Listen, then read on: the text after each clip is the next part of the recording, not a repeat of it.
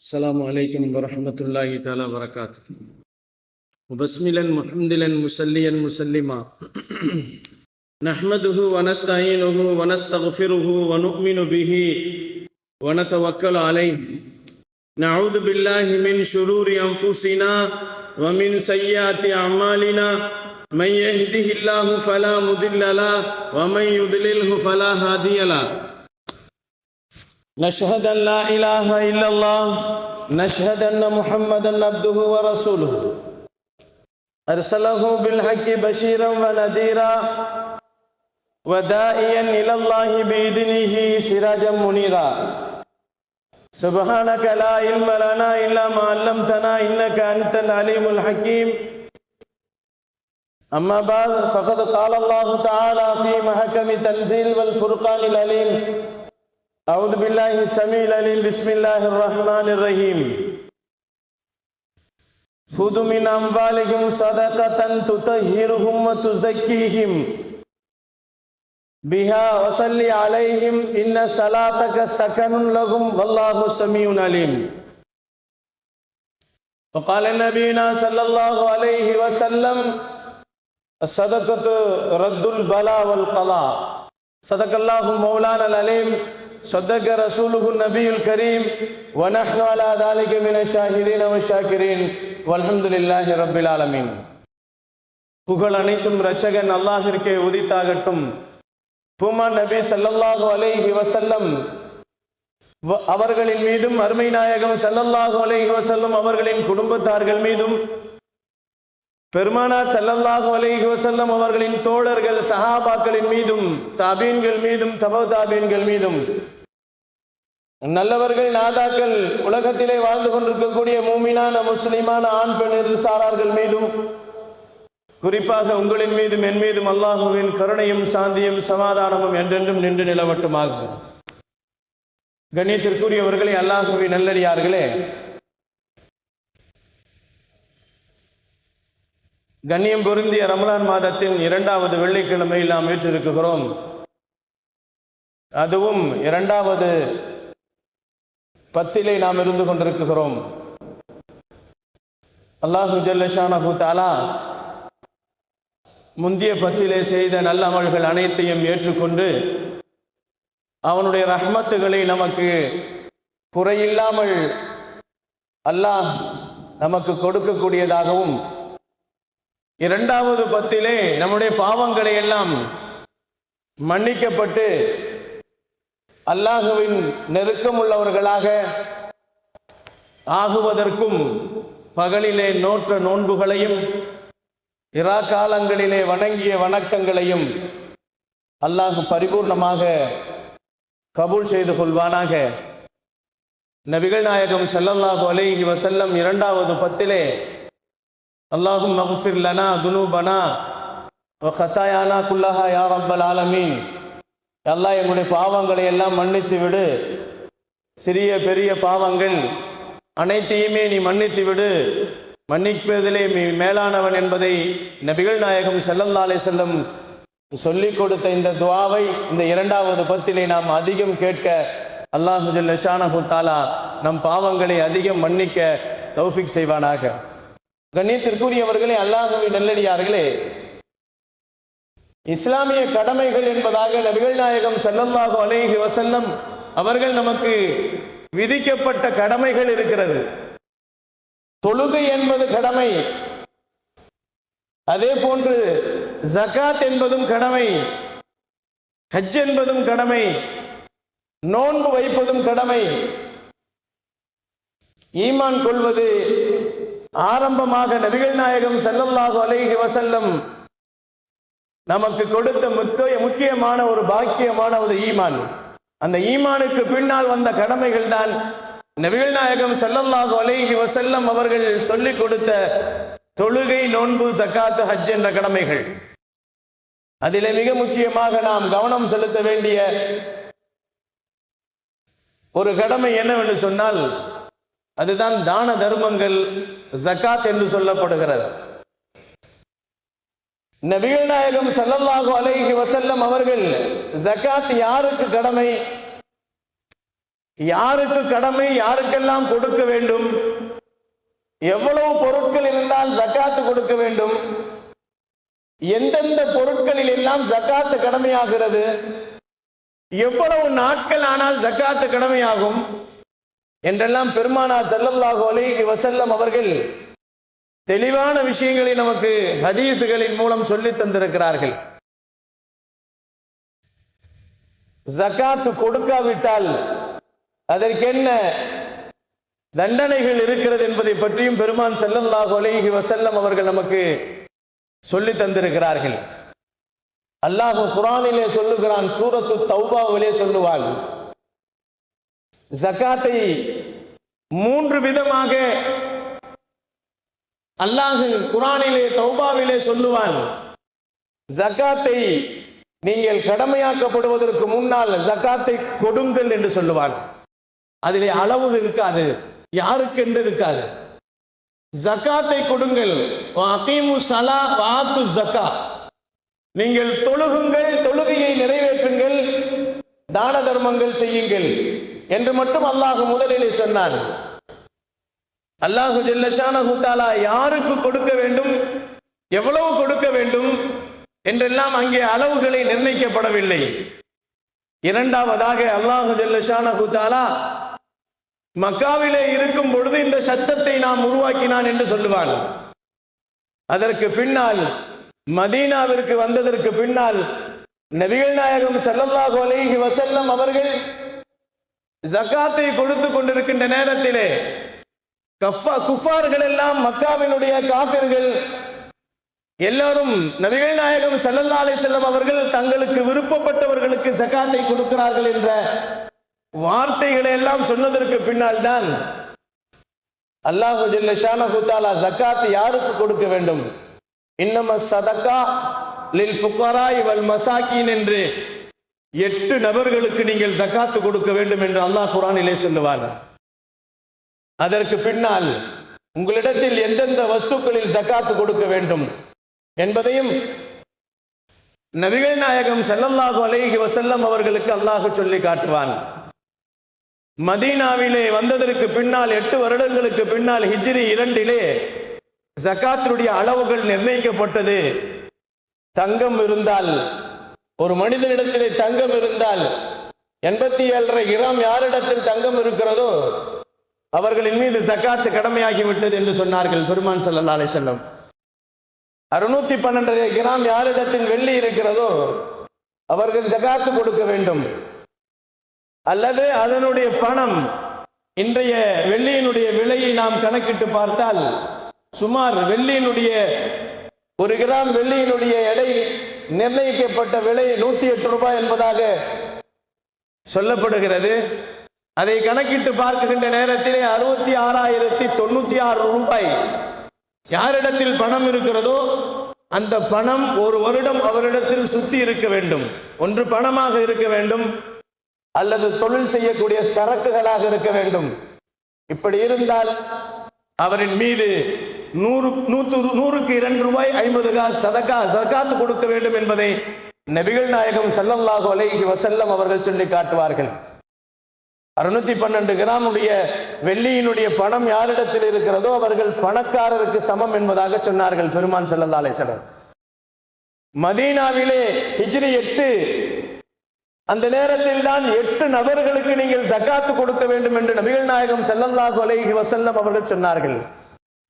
முதலிலே ஜக்காத்தை நாம் கொடுக்கிறோம் என்று சொன்னால் யாருக்கு கொடுக்கிறோமோ அதை அவர்களுக்கு உடமையாக்க வேண்டும் என்று சொன்னார்கள் பெருமான் ஸல்லல்லாஹு அலைஹி வஸல்லம். பொது நிறுவனங்களுக்கு ஜக்காத்து கொடுக்க கூடாது என்று சொன்னார்கள். பொது நிறுவனங்கள் என்று சொன்னால் பள்ளிவாசலுடைய கட்டுமான பணிகளுக்காக வேண்டி, மதரசாவுடைய கட்டுமான பணிகளுக்காக வேண்டி, இது போன்ற பொது தலங்களுக்காக வேண்டி ஜக்காத்துடைய பணங்களை கொடுக்க வேண்டாம் என்று பெருமானார் ஸல்லல்லாஹு அலைஹி வஸல்லம் அவர்கள் சொன்னார்கள். பொது தலங்களிலே வேலை செய்யக்கூடிய வேலையாட்களுக்காக வேண்டியும் சம்பளமாக கொடுக்க கூடாது என்பதையும் பெருமானார் பதிவு செய்தார்கள். ஜக்காத்தை நாம் அப்படி கொடுத்தால் ஜக்காத்துடைய கடமை ஏற்றுக்கொள்ளப்படாது என்பதாக பெருமான் ஸல்லல்லாஹு அலைஹி வஸல்லம் சொல்வார்கள். அது மட்டுமல்ல, பெருமானார் ஸல்லல்லாஹு அலைஹி வஸல்லம் ஜகாத் யாருக்காக வேண்டி கொடுக்க வேண்டும் என்று சொல்லுகின்ற நேரத்திலே ஏழைகளுக்கு கொடுக்க வேண்டும். 8 நபர்களை அல்லாஹ் குர்ஆனிலே சொல்லுவார். இன்னம ஸதகாத்து லில் ஃபுகரா, ஏழைகள். அவர்கள் ஏழைகளாக இருப்பார்கள், அவர்கள் எதையும் சேர்த்து வைக்க முடியாது. ஜகாத்து கொடுப்பதற்குண்டான வருமானங்கள் அவர்களுக்கு இருக்காது. அவர்கள் சம்பாதிப்பார்கள், செலவு செய்வார்கள், மிச்சம் பண்ணுவதற்குண்டான வாய்ப்புகள் இல்லை. இப்படிப்பட்ட ஏழைகள் இருக்கிறார்களே, அந்த ஏழைகளுக்கு ஜகாத் கொடுக்க வேண்டும். அடுத்து சொன்னார்கள் பெருமான் ஸல்லல்லாஹு அலைஹி வஸல்லம், மசாக்கின், மிஸ்கீன்களுக்கு நீங்கள் ஜகாத் கொடுக்க வேண்டும்.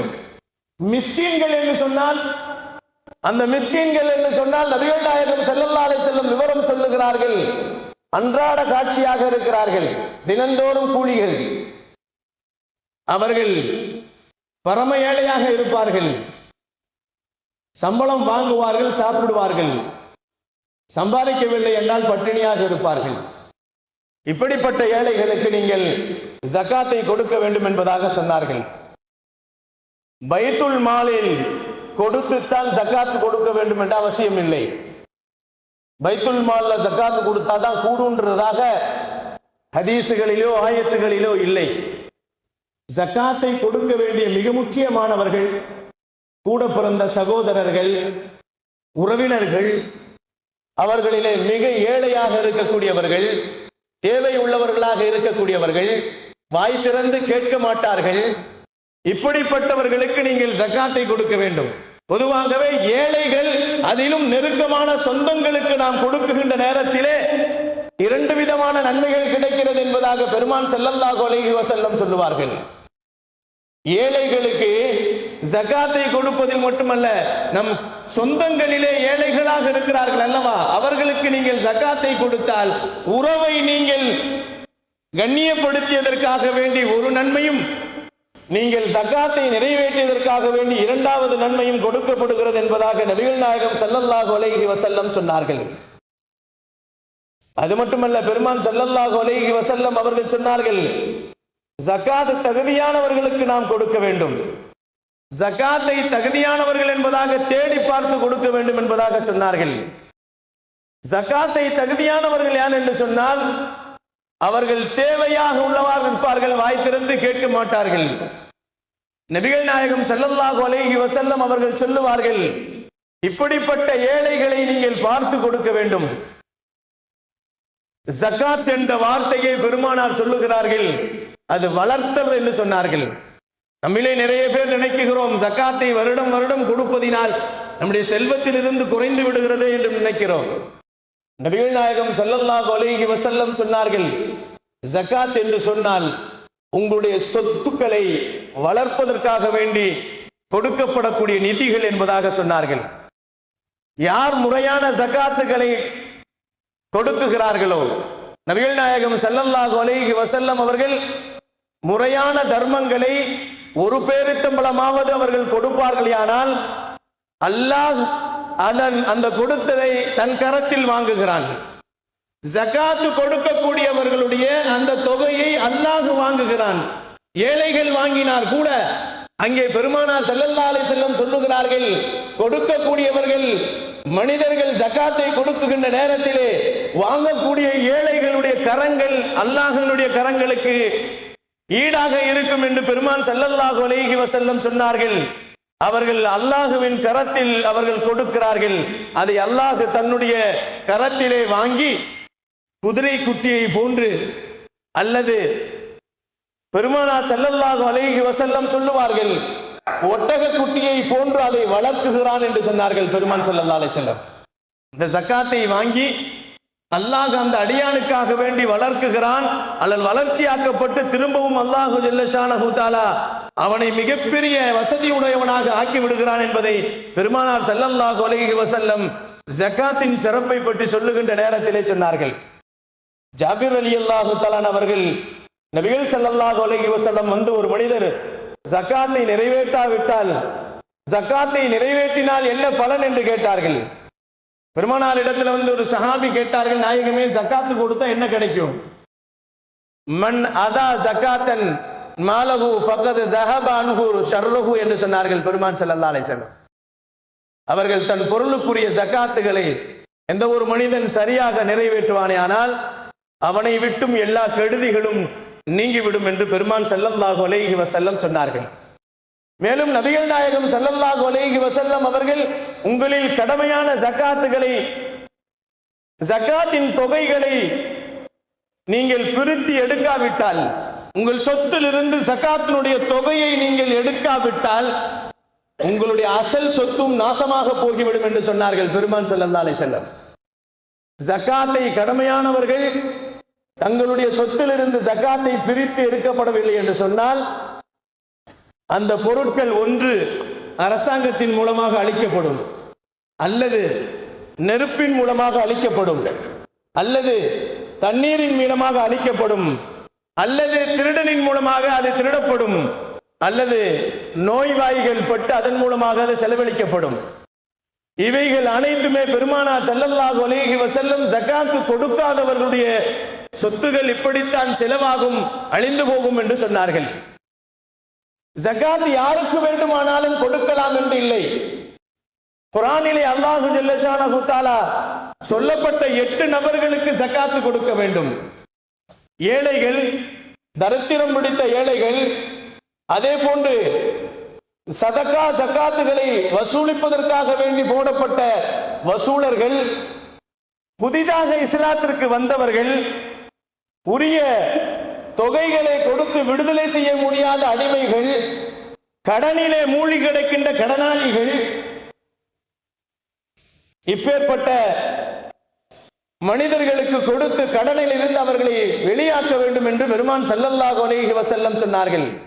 இந்த 8 நபர்களுக்கு நபிகள் நாயகம் ஸல்லல்லாஹு அலைஹி வஸல்லம் சொல்லுகின்ற நேரத்திலே 8வது நபராக வழிப்போக்கர்களுக்கு கொடுங்கள் என்று சொன்னார்கள். கண்ணியமானவர்களே, அல்லாஹ்வின் நல்லடியார்களே, இந்த 8 நபர்கள் எதில் யாரெல்லாம் சேருவார்கள் என்று நாம் பார்க்கிறோமோ அதற்கு தகுந்தாற் போல் அவர்களுக்கு நாம் ஜகாத்துகளை கணக்கிட்டு கொடுக்க வேண்டும் என்று பெருமான் ஸல்லல்லாஹு அலைஹி வஸல்லம் அவர்கள் சொன்னார்கள். ஜகாத்தை பள்ளி கட்டுவதற்காக வேண்டி கொடுப்பதற்கு மார்க்கத்தில் அனுமதி இல்லை. மதரசாவை கட்டுவதற்காக வேண்டி மார்க்கத்தில் அனுமதி இல்லை. மதரசாவிலேயும் பள்ளியிலேயும் பணி செய்யக்கூடிய பணியாளர்களுக்காக வேண்டி சம்பளமாக கொடுக்க கூடாது. கஞ்சி காய்ச்சுவதற்காக வேண்டி ஜகாத்துடைய பணங்களை கொடுக்க கூடாது. மேலும் ஜகாத் கொடுக்கப்பட்ட அவர்களுக்காக வேண்டி நபி ஸல்லல்லாஹு அலைஹி வஸல்லம் அவர்கள் நிறைய விஷயங்கள் ஹதீஸிலே சொல்லுவார்கள். அப்துல்லா பின் அம்ர் ரலியல்லாஹு அவர்கள் பெருமானார் இடத்திலே நடந்த ஒரு நிகழ்வை பதிவு செய்வார்கள். ஒரு பெண்மணி, 2 பெண்மணிகள் பெருமான் ஸல்லல்லாஹு அலைஹி வஸல்லம் சமூகத்திற்கு வந்தார்கள். அவர்களின் கரங்களிலே தங்க வளையல்கள் மாட்டியிருந்தார்கள். நபிகள் நாயகம் ஸல்லல்லாஹு அலைஹி வஸல்லம் அந்த பெண்மணியிடத்திலே கேட்டார்கள், நீங்கள் அணிந்திருக்கின்ற தங்க வளையலுக்கு ஜகாத் கொடுத்து விட்டீர்களா என்று கேட்டார்கள். அருமை நாயகம் ஸல்லல்லாஹு அலைஹி வஸல்லம் அவர்கள் கேட்ட கேள்விக்கு அந்த பெண்மணிகள், நாங்கள் இன்னும் ஜகாத் கொடுக்கவில்லை என்று சொன்னார்கள். நீங்கள் மறுமையிலே நரகத்தின் நெருப்பினுடைய வளையல்களை போடுவதற்கு பிரியப்படுகிறீர்களா என்று கேட்டார்கள். வேண்டாம் என்று சொன்னார்கள். நாங்கள் பிரியப்பட மாட்டோம் என்று சொன்னார்கள்.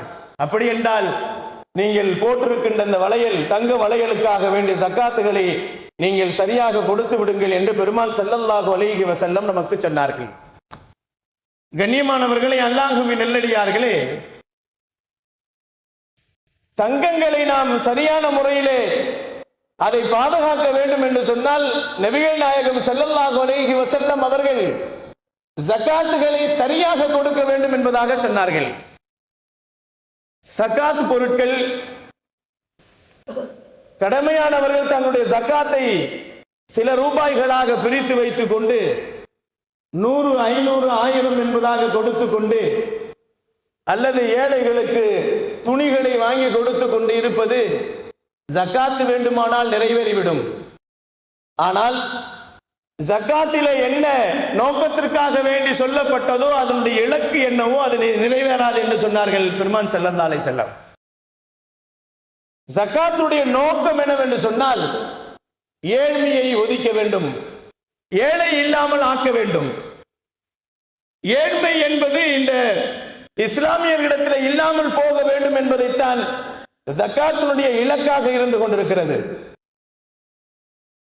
ஜகாத்தினுடைய இலக்கு இன்னொன்று சொன்னார்கள் பெருமான் ஸல்லல்லாஹு அலைஹி வஸல்லம், கடனிலே கஷ்டப்படக்கூடியவர்களை கடனில் இருந்து காப்பாற்றுவது.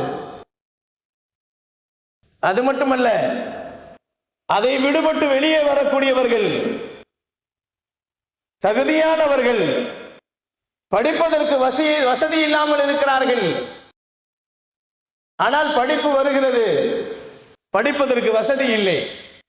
இது போன்று வசதியை எதிர்பார்த்து கொண்டிருக்கக்கூடிய, படிப்பதற்காக வேண்டிய செலவினங்களை, பணத்தை எதிர்பார்த்து கொண்டிருக்கக்கூடிய ஒன்றும் இல்லாத ஏழைகளுக்காக வேண்டி படிக்கின்ற மாணவர்கள், படிக்கின்ற மதரசாவினுடைய மாணவர்கள், பள்ளிக்கூடத்தினுடைய மாணவர்கள், கல்லூரியுடைய மாணவர்கள் படிப்பதற்கு வசதி இல்லை என்று சொன்னால் அவர்களுக்கு இந்த ஜகாத்துடைய பணங்களை கொடுத்து உதவலாம். அது மட்டுமல்ல, நபிகள் நாயகம் ஸல்லல்லாஹு அலைஹி வஸல்லம் சொல்லுவார்கள், உடலிலே நோய்வாய்ப்பட்டவர்கள், வசதி இல்லாமல் அந்த நோய்க்காக வேண்டி மருத்துவமனை செல்ல முடியாமல் சிரமப்படக்கூடியவர்கள், நோயிலிருந்து விடுபடுவதற்காக வேண்டி பணங்காசுகள் இல்லை, கஷ்டப்பட்டு கொண்டிருக்கிறார்கள். அப்பேற்பட்ட வசதி இல்லாதவர்களுக்கு மருத்துவ செலவிற்காக வேண்டிய ஜகாத்துகளை செலவு செய்யலாம்.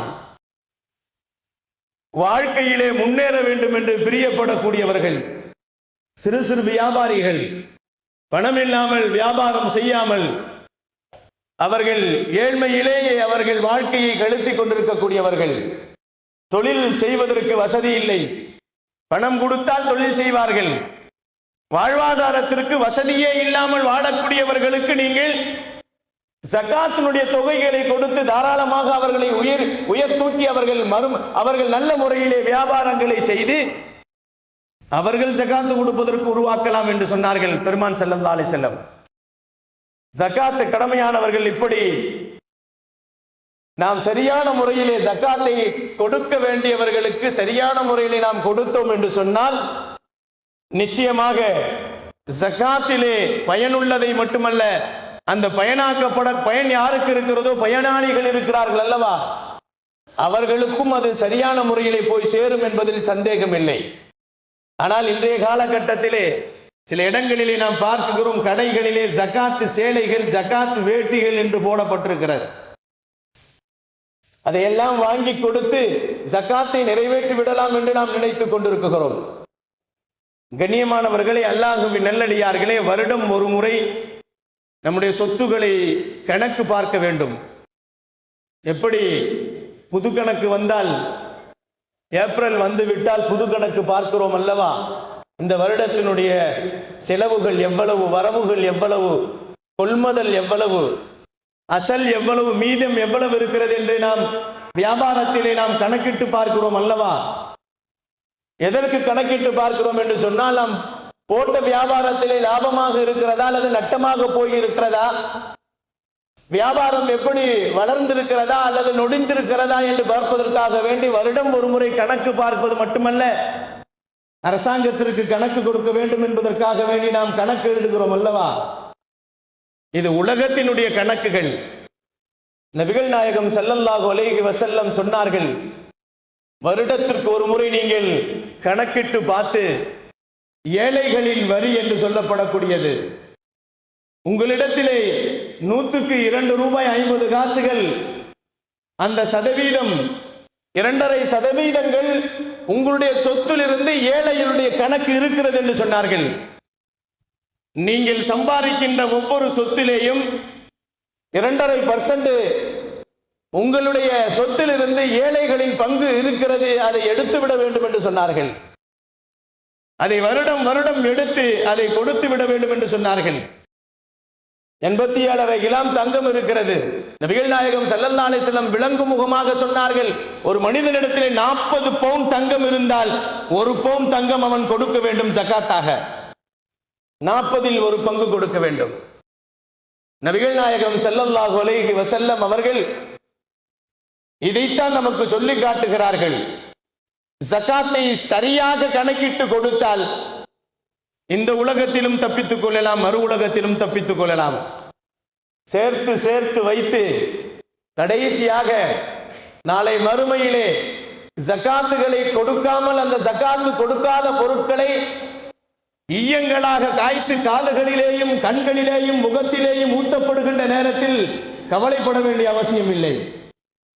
சரியான முறைகளை கணக்கிடப்பட்டவர்களாக நாம் ஜகாத்துகளை சரியாக நிறைவேற்ற வேண்டும் என்பதை நபிகள் நாயகம் ஸல்லல்லாஹு அலைஹி வஸல்லம் அவர்கள் சொல்லித் தருகிறார்கள்.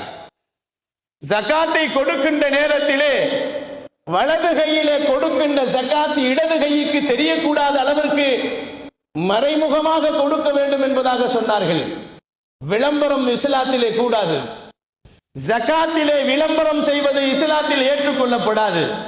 ஜகாத்து மட்டுமல்ல, சதக்காக்களை கொடுத்தால் கூட, நீங்க தான தர்மங்களை செய்தால் கூட மறைத்து கொடுங்கள் என்று சொன்னார்கள் பெருமான் ஸல்லல்லாஹு அலைஹி வஸல்லம்.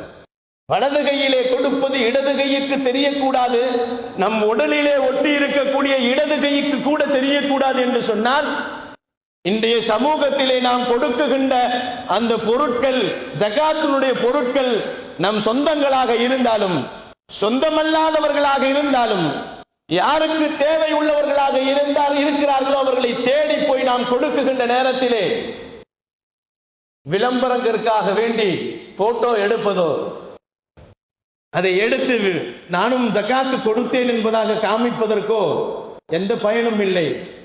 நபிகள் நாயகம் ஸல்லல்லாஹு அலைஹி வஸல்லம் அவர்களின் ஜகாத்துகளும் சதக்காக்களும் எப்படி இருந்தது என்று சொன்னால், யாருக்குமே தெரியாமல் செய்வார்கள். பெருமான் ஸல்லல்லாஹு அலைஹி வஸல்லம் பெருமானார் இடத்திலே வசதி இல்லை, பெருமானார் கோடீஸ்வரர் அல்ல. அருமை நாயகம் ஸல்லல்லாஹு அலைஹி வஸல்லம் அவர்கள் ஏழ்மையாக இருந்தாலும் சரியான முறையிலே ஜகாத்துகளை நிறைவேற்றுவதிலே மிக முக்கியமானவர்களாக இருந்தார்கள். அதிலேயும் மிக பேணுதலாக இருந்தார்கள். ஜகாத்து பொருளை அவர்களும் சாப்பிட மாட்டார்கள், அவருடைய பிள்ளைகளுக்கும் தரமாட்டார்கள், அவருடைய சொந்தங்களுக்கும் தரமாட்டார்கள். கண்ணியமானவர்களை, அல்லாஹ்வின் நல்லடியார்களே, ஜகாத்து பொருட்களை பொதுவாக பெருமானார் ஸல்லல்லாஹு அலைஹி வஸல்லம் நமக்கு சொல்லுகிறார்கள், பெத்த தாய்க்கோ தகப்பனுக்கோ ஜகாத்துடைய பொருட்களை தரக்கூடாது. பெத்த பிள்ளைகளுக்காக வேண்டி நபிகள் நாயகம் ஸல்லல்லாஹு அலைஹி வஸல்லம் சொல்லுகிறார்கள், ஜகாத்துகளை பெற்ற தகப்பனுக்காக வேண்டியும் தாய்க்காக வேண்டியும் கொடுப்பதற்கு அனுமதி இல்லை.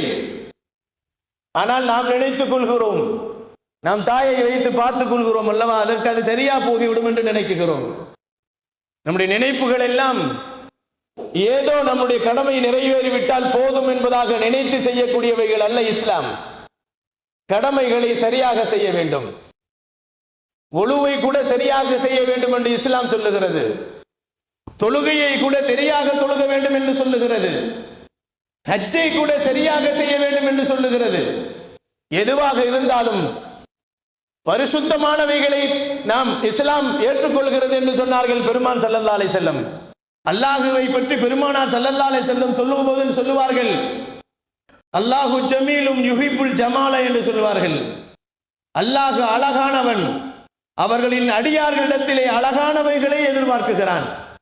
அவனுடைய தொழுகையை அழகானதை எதிர்பார்க்குகிறான், அவனுடைய ஜகாத்தை அழகானதை எதிர்பார்க்குகிறான், அவன் செய்யக்கூடிய ஹஜ்ஜுகளை அழகானதை எதிர்பார்க்குகிறான். அதை முறையாக செய்ய வேண்டும், தெளிவாக செய்ய வேண்டும், அதிலே பேணுதலோடு செய்ய வேண்டும், எந்த குறையும் இல்லாமல் செய்ய வேண்டும் என்பதை அல்லாஹ் பிரியப்படுகிறான் என்று நபிகள் நாயகம் ஸல்லல்லாஹு அலைஹி வஸல்லம் அவர்கள் நமக்கு சொல்லுவார்கள். ஏதோ கடமை நிறைவேறிவிட்டது என்பதற்காக வேண்டி தொழுகையை நாம் தொழுகிறோம் என்று நினைத்தால் அது அல்லாஹ்விடத்திலே நாளை மறுமையிலே பழைய துணியை போன்று முகத்தில் தூக்கி வீசப்படும் என்று சொன்னார்கள் பெருமான் ஸல்லல்லாஹு அலைஹி வஸல்லம். இது தொழுகைக்கு மட்டுமல்ல, ஜகாத்தும் அப்படித்தான். தகுதியானவர்களுக்கு கொடுக்க வேண்டும், சரியான முறையிலே கணக்கிட்டு கொடுக்க வேண்டும். சரியான தொகைகளை கணக்கிட்டு கொடுப்பது மட்டுமல்லாமல் அடுத்தவர்களுக்கு காட்டுவதற்காக வேண்டி முகஸ்துதியாக என்னை கொடைவள்ளல் என்று சொல்ல வேண்டும் என்பதற்காக வேண்டியும் கொடுப்பது கூடாது. கண்ணியமானவர்களே, அல்லாஹ்வின் நல்லடியார்களே, அல்லாஹ் கண்ணியமானவன். இந்த அடியார்கள் செய்யக்கூடிய அமல்களை கண்ணியமான விதத்திலே அவன் எதிர்பார்த்து கொண்டிருக்கிறான் என்று பெருமானார் ஸல்லல்லாஹு அலைஹி வஸல்லம் அவர்கள் நமக்கு சொன்னார்கள். அல்லாஹ் குர்ஆனிலே சொல்லும் பொழுது ஜகாத்துடைய விஷயங்களிலே நிறைய விஷயங்களிலே பெருமானார் ஸல்லல்லாஹு அலைஹி வஸல்லம் அவர்கள் சொல்லுகின்ற நேரத்திலே உங்களுடைய ஜகாத்துடைய பொருட்களை சரியாக பிரித்தெடுத்து விட்டால் உங்களுடைய அசல் பொருட்கள் சுத்தமாக மாறிவிடும், இல்லை என்று சொன்னால் அது அசுத்தமாக போகிவிடும் என்று சொன்னார்கள். அதனால் நமக்கு கடமையாக்கப்பட்ட ஜகாத்துகளை சரியான முறையிலே முறையாக அதை யாருக்கு கொடுக்கப்பட வேண்டுமோ அதை சரியாக கொடுக்க வேண்டும் என்பதை பெருமானார் ஸல்லல்லாஹு அலைஹி வஸல்லம் நமக்கு கடமையாக்கி இருக்கிறார்கள் என்பதை அல்லாஹ் ஜல்ல ஷானஹு தஆலா குர்ஆனிலே அதை சொல்லி இருந்திருக்கிறான். அன்பிற்கினியவர்களே, அல்லாஹ்வின் நல்லடியார்களே, ஜகாத்தை கொடுப்பதற்கு ஒரு காலம் இருக்கிறதா என்று சொன்னால் அதற்கு காலங்கள், ஒரு வருடம் உங்களிடத்தில் அந்த பொருள் இருந்து விட்டால் ஜகாத் கொடுக்க வேண்டும். கடந்த வருடம் ரமலானிலே உங்களிடத்தில் வந்து விட்டால், அந்த சொத்து வந்தால் அடுத்த வருடம் அந்த ரமலான் வரை அந்த பொருள் உங்களிடத்தில் இருந்தால், குறையாமல் இருந்தால், கடன் இல்லாமல் இருந்தால் அந்த பொருளில் இருந்து ஜகாத்தை கொடுக்க வேண்டும்.